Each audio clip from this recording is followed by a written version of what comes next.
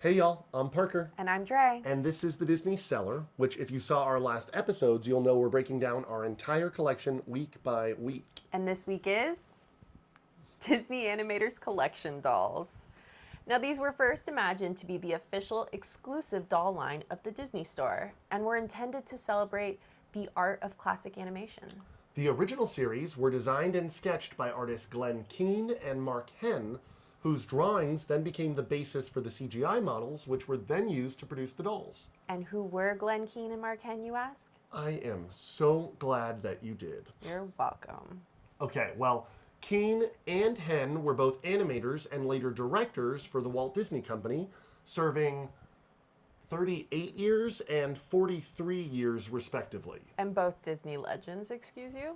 I was getting to that part.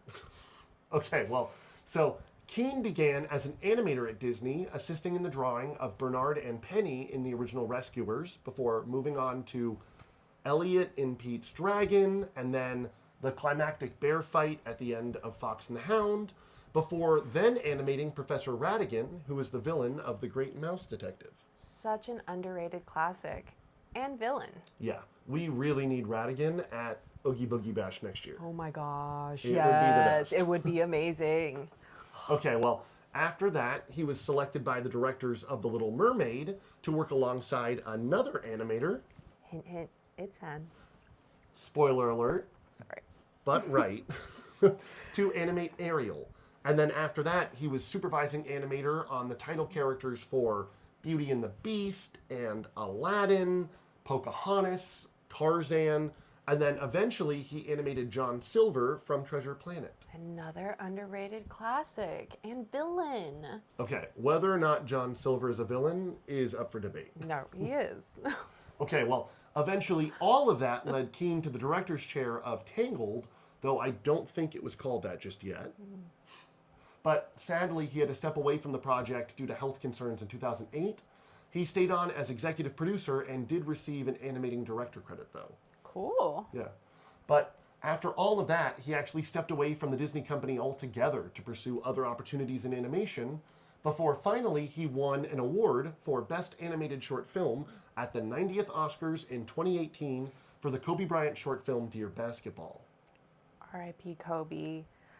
Really a beautiful film if you haven't seen it. Yeah, we highly recommend it. Yeah. So that brings us to Mark Henn. He began at Disney Studios as an in-betweener for Keane, working on that climax from the Fox and the Hound that we mentioned. If you keep talking about that scene, Parker. I know. I'm sorry. We have tissues, though. Wait, what's an in-betweener? Okay, well, an animator draws the major beats of an action. The in-betweener, or in-between animator, then draws the frames between the extremes of that action, the subtle movements, the minor moves, kind of tying the whole thing together. Cool. But he only did that for less than a year, because then he was promoted to animator on Mickey's Christmas Carol, where he animated the big cheese himself, Mickey Mouse. Nice. And then after that, he went on to animate Creeper, the Horn King's minion in the Black Cauldron, and Gurgi and Flirtleflum, and then Basil, Dawson, and Olivia in The Great Mouse Detective, and then finally reunited with Keane on The Little Mermaid for Ariel. Told you so. But isn't this an episode about animator dolls?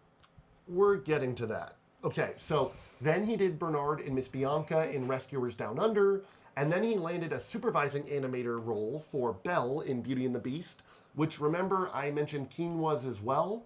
They actually divided the work straight down the middle, with Keane supervising the animation for the Beast and Hen for Belle. But funny enough, they were on opposite sides of the country at the time.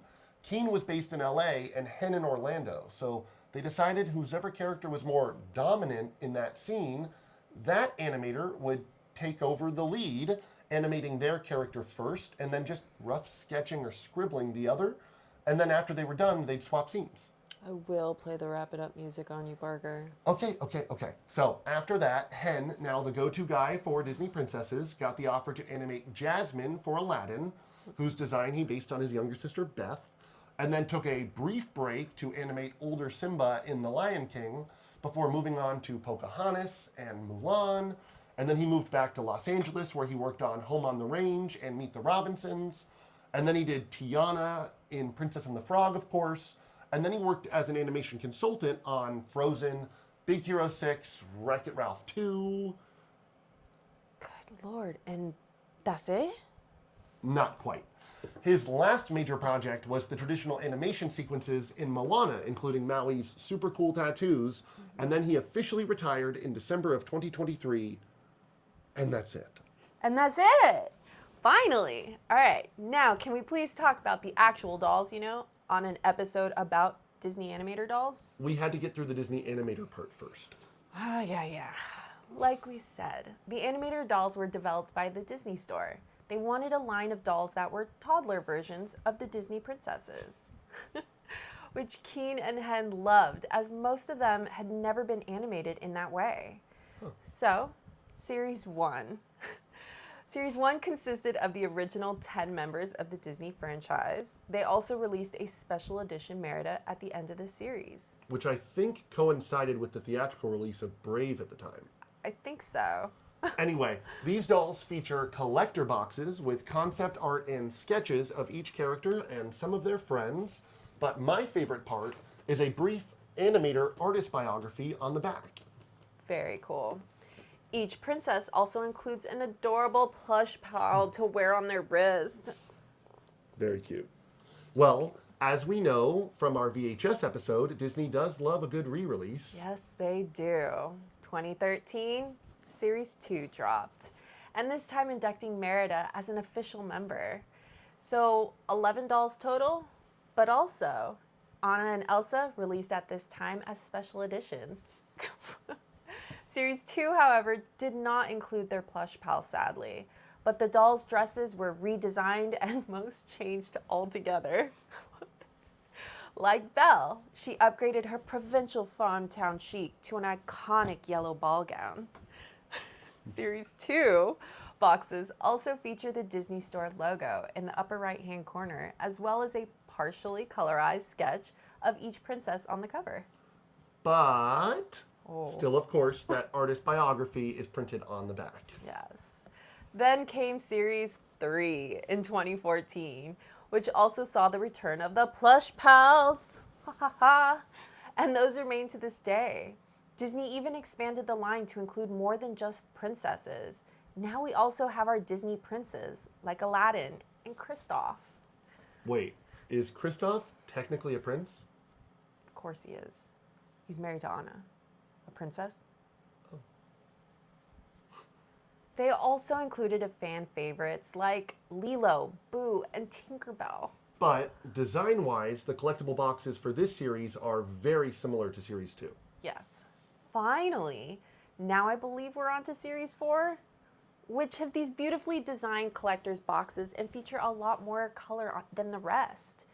Kind of like the Animator's Palette restaurant on board the Disney cruise ships, the Animator dolls' packaging began black and white, but slowly over time have become more and more colorful. I like that. Right? In 2019, we also saw the first release of Disney Villains, coinciding with the 60th anniversary of Sleeping Beauty and the 30th anniversary of The Little Mermaid. We got Maleficent and Ursula, which were both limited editions and only on sale at the D23 Expo in 2019. But sadly, we have not been able to get our hands on those yet. Yet. Because the Animator's collection dolls have been so popular over the years, Disney, of course, also released a variety of Animator collection merch. From plushes to minis, clothing and calendars and phone cases and water bottles. Everything. So just Disney Animators collection everything. Pretty much. They're just so freaking adorable. And they're still actively sold in stores today. Like I mentioned, I think we're officially on Series 4 now. But they cost about $30 new in stores and used range online anywhere from $10 to $30 each. Sealed original series range anywhere from retail price all the way up to hundreds of dollars, and even more for those special and limited editions that we mentioned. And that is everything you need to know about Disney Animator's collection. For now, anyways. Oh, well, all right.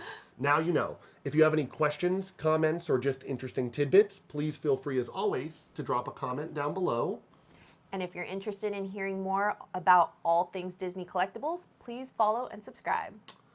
As always, we do thank you for stopping by. This, of course, is the Disney Cellar.